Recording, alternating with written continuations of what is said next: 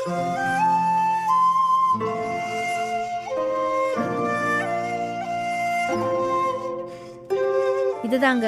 நிசாம்பூர் கிராமம். இந்த கிராமத்துல வசிக்கிற இவனோட பெயர் தான் மகேந்திர பூபதி. இவனுக்கு அப்பா அம்மா மனைவி குழந்தைங்க நண்பர்கள்னு யாரும் கிடையாது. அதனாலேயே இவனுக்கு ஏத பத்தியும் கவலையும் கிடையாது. இவனோட இளம் வயதிலிருந்து இவனுக்கு நல்லது கெட்டது சொல்ல யாரும் கிடையாது. அதனால இவன் மனம் போன போக்குல இவன் எல்லாத்தையும் பண்ணுவான். இவனோட மிகப்பெரிய பொழுதுபோக்கே அவன் கிராமத்துல வசிக்கிற அனைவரையும் தொல்லை பண்ணி அதுல சந்தோஷப்படுவான். என்ன கிராமமே ஒரே அமைதியா இருக்கு. இதால நமக்கும் ஒருவித வெறுமையான உணர்வு வருது. என்ன பண்ணலாம்? ஆ, அங்க குமார் பானையை செஞ்சு வெயில்ல காய வச்சிருக்கான். நம்ம அங்க போலாம். இன்னைக்கும் நம்மளுக்கு ஒரு சரியான நகைச்சுவை இருக்கு. ஏன்பா குமாரு, குமாரு எங்கப்பா இருக்க? வாப்பா, எனக்கு ஒரு பானை தேவை.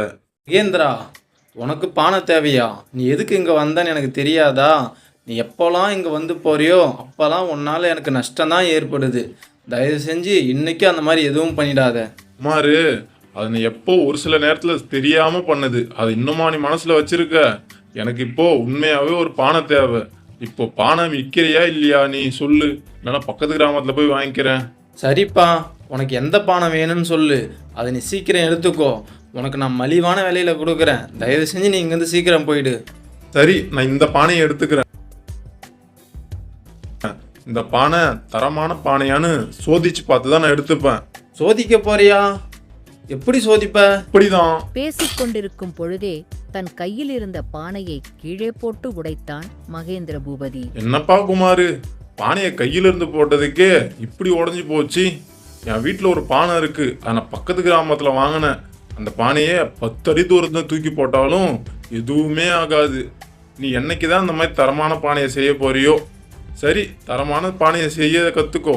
அதுக்கப்புறம் சொல்லு, நான் வந்து உங்களோட பானை வாங்குறேன். நான் இப்போ கிளம்புறேன். இதே வேலையாக போச்சு. எப்போ பாரு என்னை தேடி வர்றது, என் பானையில் எதையாவது உடைக்கிறது, எனக்கு நஷ்டத்தை ஏற்படுத்தி ஏதாவது ஒரு காரணம் சொல்லிட்டு போகிறது. இவன் தொல்லை என்னைக்கு தான் தீருமோ? குமார் பயந்தது போலவே மகேந்திரன் இன்றைக்கும் அவனுக்கு நஷ்டத்தை ஏற்படுத்திவிட்டு சென்று விட்டான். இன்னைக்கான நாள் அருமையா ஆரம்பிச்சிருக்கு. இன்னைக்கு இன்னும் என்னென்ன நகைச்சுவைலாம் இருக்கோ தெரியல. பார்க்கலாம் இன்னைக்கு என்னலாம் நம்மளுக்கு கிடைக்குதுன்னு. ஒரு பெண் தலையில் தண்ணி சுமந்து நடந்து வந்தால் அந்த பெண் வரும் பாதையின் ஒரு பக்கமாக மறைந்திருந்த மகேந்திரன் அந்த பெண் நெருங்கி வரும் பொழுது ஒரு மரக்குச்சியை அந்த பெண் வரும் வழியில் நீட்டினான். கீழே விழுந்த அந்த பெண் எழுந்து சுற்றி முற்றி பார்த்தால் அங்கு யாரும் இல்லை. ஒரு மரக்குச்சி மட்டும் கீழே கிடப்பதைப் பார்த்தால் யாரோ இதை வேண்டுமென்றே செய்துள்ளார்கள் என்பதை புரிந்து கொண்ட அந்த பெண், இப்படி நான் கால் கடுக்க பல மைல் தூரத்துலேருந்து எடுத்துட்டு வந்த தண்ணிய யார் தட்டி விட்டது யாரா இருந்தாலும் சரி, அவங்க இறக்கும்போது அவங்களுக்காக ஒரு சொட்டு கண்ணீர் சிந்த கூட இந்த உலகத்துல யாரும் இருக்க மாட்டாங்க. அதுவரை தண்ணீர் கீழே சிந்தியதைப் பார்த்து ரசித்து சிரித்து கொண்டிருந்த மகேந்திரன் அந்த பெண் சாபம் கொடுத்ததை கேட்டவுடன் மகேந்திரன் சிரிப்பு நின்றுவிட்டது.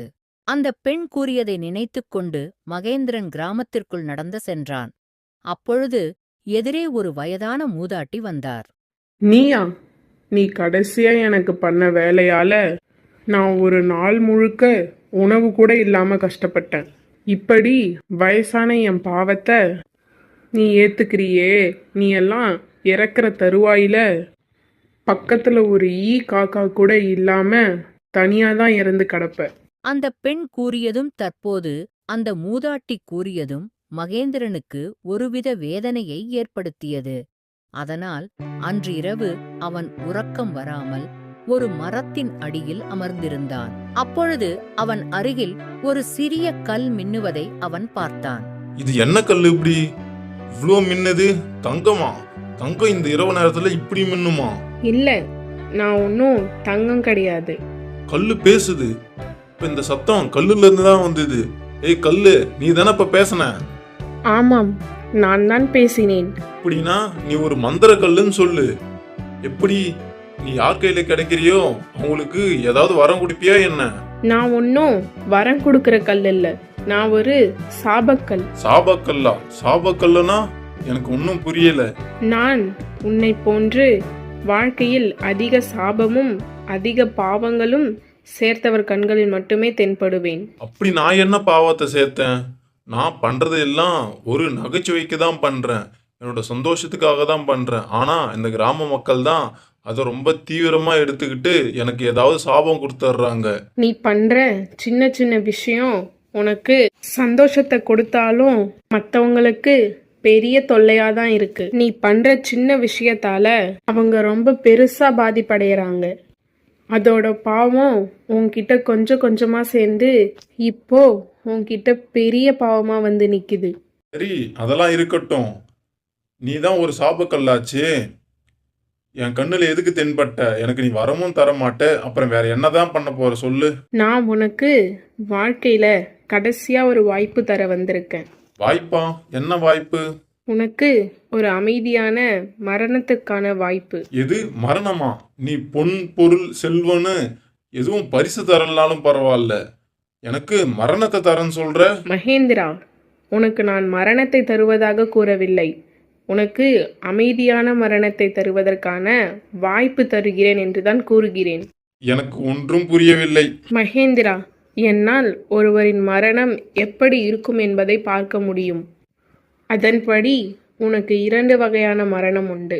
வாழ்வில் நீ இப்படியே இந்த கிராம மக்களுக்கு தொல்லை கொடுத்து வந்தால் ஒரு நாள் இந்த கிராம மக்கள் உன்னை கொடுமையாக அடித்தே கொள்வார்கள். அதுவே என் அறிவுரையை கேட்டால் உன் மரணம் அமைதியான முறையில் நடைபெறும். போ, நான் கூடிய சீக்கிரத்துல சாக போறேனா? என்னால் அதை பற்றி உன்னிடம் கூற இயலாது. ஆனால் நான் கூறும் அறிவுரையை கேட்டால் தற்போது உனக்குள் இருக்கும் தனிமையும் வெறுமையும் நீங்கும். நான் தனிமையிலையும் வெறுமையிலையும் இருக்கிறேன்னு உனக்கு எப்படி தெரியும்? மகேந்திரா, என்னால் உன் உணர்வை புரிந்து கொள்ள முடியும். நீ எதற்காக ஏங்கிக் கொண்டு இருக்கிறாய் என்பதையும் என்னால் உணர முடியும். நான் சொல்லும் அறிவுரையை கேள், உன்னுடைய பிரச்சனை எல்லாம் தீர்ந்துவிடும். சரி, இது வரைக்கும் எனக்கு வாழ்க்கையில நல்லது கெட்டதை சொல்ல யாரும் இல்லை, ஒரு நண்பன் கூட இல்லை. நீ எனக்கு நல்லது பண்றேன்னு சொல்ற, நான் இன்னிலிருந்து உன்னை நண்பனாக ஏத்துக்கிறேன். நீ சொல்றபடி நான் செய்கிறேன். ஆனா எனக்கு ஏதாவது அதில் நல்லது நடக்கணும். என் மனசுல இருக்கிற வெறுமை போகணும். அது போனா எனக்கு போதும். மகேந்திரா, முதலில் நீ உன் கிராம மக்கள் அனைவரிடமும் நல்ல நட்புறவோடு பழக வேண்டும். அந்த சாபகள் கூறியதைக் கேட்ட மகேந்திரன் மறுநாள் கிராமத்திற்குள் சென்றான். அங்கு கிராமத்தில் உள்ள மக்கள் அனைவரும் ஒன்றாக கூடி அமர்ந்து கதை பேசி மகிழ்ச்சியாக இருந்தனர். ஒருவருக்கொருவர் தங்களது அன்பை பகிர்ந்து கொண்டனர். அதை பார்த்த மகேந்திரன் தானும் அதில் கலந்து கொள்ள ஆர்வமாக சென்றான். ஆனால் இவனை பார்த்த கிராம மக்கள் அனைவரும் கலைந்து சென்று விட்டனர். இதனால் சிறிது வருத்தமடைந்தான் மகேந்திரன். மகேந்திரா, நீ எதுக்கும் வருத்தப்படாத. முதல்ல உன்னால இந்த கிராம மக்களுக்கு எந்த தீமையும் விளையாதுன்னு அவங்களுக்கு நிரூபி. உன்னால முடிஞ்ச எல்லா நன்மையும் இந்த கிராம மக்களுக்கு பண்ணு. அப்போதான் இந்த கிராமத்து மக்களுக்கு உன் மேல ஒரு நம்பிக்கை வரும். அந்த சாபக்கல் கூறியது போலவே மகேந்திரன் அந்த கிராமத்து மக்களுக்கு தன்னாலான உதவிகளை செய்ய ஆரம்பித்தான். ஆரம்ப காலத்தில் அந்த கிராமத்தில் உள்ள யாரும் மகேந்திரனை நம்பவில்லை, ஒரு சந்தேக கண் உடனே பார்த்தனர். ஆனால் போகப் போக மகேந்திரன் செய்யும் உதவியை ஏற்றுக்கொள்ள ஆரம்பித்தனர்.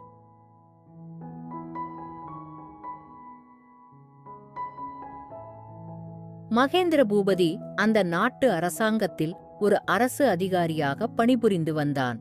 அந்த கிராமத்திற்கு ஏதேனும் திட்டம் நிறைவேற்ற வேண்டுமானால் அது மகேந்திர பூபதியின் மூலமே நிறைவேற்ற வேண்டும். அதனாலே மகேந்திர பூபதி செய்யும் தொல்லையை இந்த கிராமத்து மக்கள் பல நாள் பொறுத்து வந்தனர். அந்த கிராம மக்கள் குடிதண்ணீர் எடுக்க பலமையில் தூரம் சென்று வருவதை பார்த்த மகேந்திர பூபதி தன் நாட்டு அரசாங்கத்திடம் பேசி கடுமையாக முயற்சி செய்து அந்த கிராமத்திலேயே ஒரு கிணறு அமைத்தான்.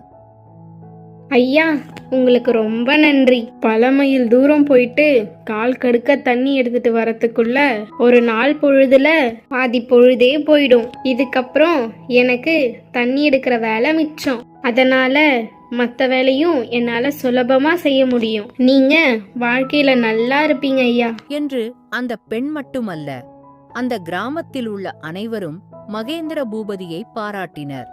மேலும் அன்பாகவும் நடந்து கொண்டனர். தற்பொழுதுதான் மகேந்திர பூபதி எப்படிப்பட்ட வாழ்க்கையை தொலைத்துள்ளான் என்பதே அவனுக்கு புரிந்தது. அவன் மனம் மகிழ்ச்சியில் மூழ்கியது. அது மட்டுமில்லாமல் அந்த கிராமத்து மக்களும் மகிழ்ச்சியில் மூழ்கினர். ஆனால் அவர்களது மகிழ்ச்சி மறுநாள் வரைதான் நீடித்தது. மறுநாள் அந்த கிராமத்தை ஒட்டி அமைக்கப்பட்டிருந்த அணை உடைய ஆரம்பித்தது. அதை பார்த்த மகேந்திர பூபதி கிராமத்து மக்கள் அனைவரையும் எச்சரித்து அனைவரையும் அந்த கிராமத்திலே உயரமான பகுதிக்கு அழைத்துச் சென்று அனைவரையும் காப்பாற்றினான். கிராமம் முழுவதும் வெள்ளத்தால் சூழ்ந்தது. ஒரு சிறுவன் மட்டும் அந்த வெள்ளத்தில் அடித்துச் செல்லப்பட்டான். இதை பார்த்து மகேந்திர பூபதி தன் உயிரைப் பற்றி கூட யோசிக்காமல் அந்த வெள்ளத்தில் குதித்து அந்த சிறுவனை காப்பாற்ற முயற்சி செய்தான். அந்த சிறுவனை ஒரு வழியாக காப்பாற்றி கரைக்கு கொண்டு வந்தான் மகேந்திர பூபதி. ஆனால் அந்த சிறுவனை காப்பாற்ற முயற்சித்த போது தண்ணீரினுள் ஒரு சிறிய பாறை மகேந்திர பூபதியின் தலையில் மோதியுள்ளது. இதனால் அவன் தலையில் இரத்தக் கசிவு ஏற்பட்டது. கரைக்கு வந்த சிறிது நேரத்திலேயே மகேந்திர பூபதி நிலை தடுமாறி கீழே விழுந்தான். இதை பார்த்த கிராமத்து மக்கள் மகேந்திர பூபதியை ஒரு பாதுகாப்பான இடத்திற்கு கொண்டு சென்றனர். மகேந்திர பூபதியின் தலையில் அதிகமாக இரத்தம் கசிந்ததால் அவனை காப்பாற்ற முடியாது என கிராமத்து மக்கள் உணர்ந்தனர். மேலும் மகேந்திர பூபதியும் தன்னுடைய இறுதி கட்டத்தை தான் நெருங்கியதை உணர்ந்தான். உங்க எல்லார்கிட்டயும் நான் மன்னிப்பு கேட்டுக்கிறேன். நான் பல நாள் உங்களுக்கு தொல்லை கொடுத்துருக்கேன். அந்த தொல்லையால யாராவது ரொம்ப பெருசா பாதிக்கப்பட்டிருந்தாங்கன்னா தயவு செஞ்சு இப்ப என்னோட மன்னிப்பை ஏத்துக்கங்க. மகேந்திர பூபதி, எங்களுக்கு நீ பல நாள் தொல்லை கொடுத்திருந்தாலும் ஆனால் இப்போ இந்த கிராமம் சந்தோஷமாக இருக்கிறதுக்கு முக்கிய காரணமே நீ தான். இந்த கிராமத்தில் இருக்க மக்கள் எல்லாம் இன்றைக்கி உயிரோடு இருக்கிறதுக்கு காரணமும் நீ தான். அதனால் தயவு செஞ்சு என்கிட்ட மன்னிப்பெல்லாம் கேட்காதப்பா. இந்த கிராமத்தில் எல்லாரும் உன்னை ஒரு தொல்லையாக தான் நினச்சாங்க. ஆனால் இப்போது ஒவ்வொரு வீட்லேயும் ஒரு அண்ணனா, ஒரு தம்பியா, ஒரு அப்பாவா, ஏன் இந்த கிராமத்தோட தலைவனாகவே எல்லாரும் உன்னை நினைக்கிறாங்க. அதனால நீ எதையும் நினைச்சு வருத்தப்படாத. மகேந்திர பூபதி அனைவரையும் சுற்றி பார்த்தான். அனைவரும் தனக்காக வருத்தப்பட்டு வேதனையில் கண்ணீர் சிந்துவதை பார்த்து மனநிறைவடைந்தான். வேதனை தாங்க முடியாமல் கிராம மக்கள் அனைவர் கண்ணிலும் கண்ணீர் பெருகி வழிந்தது. மகேந்திர பூபதியின் கண்ணிலும் கண்ணீர் பெருகியது. ஆனால் அது வேதனையாக மாறாமல் ஆனந்த கண்ணீராக மாறி வழிந்தது. மகேந்திர பூபதி, என்னால் ஒருவரின் பாவம் மற்றும் சாபத்தை மட்டுமல்ல, அவர் இறக்கப் போகும் நேரத்தையும் என்னால் தெரிந்து கொள்ள முடியும். ஆனால் அதை முன்னதாகவே உன்னிடம் கூறியிருந்தால் அடுத்து நீ வாழ்ந்த நாட்கள் உனக்கு சுவாரஸ்யமாக இல்லாமல் போயிருந்திருக்கும். நீ என்னுடைய அறிவுரையை கேட்டு நடந்ததால் தற்பொழுது உன்னுடைய மரணம் கொடுமையாக இல்லாமல் அமைதியாக மாறிவிட்டது. கல்லு, உனக்கு ரொம்ப நன்றி. நீ மட்டும் என் கண்ணில் படலைன்னா நான் வாழ்ந்த கொஞ்ச நாளும் எல்லாருக்கும் தொல்லையாக தான் வாழ்ந்திருப்பேன். என்னுடைய கடைசி கட்டத்திலையும் யாரையும் கூடவும் இருந்திருக்க மாட்டாங்க. ஆனா இப்போ ஒரு கிராமமே எனக்காக அங்க வருத்தப்பட்டு அழறாங்க. அந்த கிராமத்திலேயே மிகப்பெரிய தொல்லையாக கருதப்பட்ட மகேந்திர பூபதி தற்போது அந்த கிராமத்தின் நினைவாகவும் கிராமத்தின் கதாநாயகனாகவும் மாறினான்.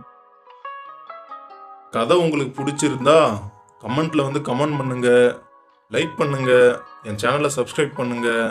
அப்பதான் எனக்கு அடுத்த வீடியோ போட ஒரு மிகப்பெரிய ஊக்கமா இருக்கும்.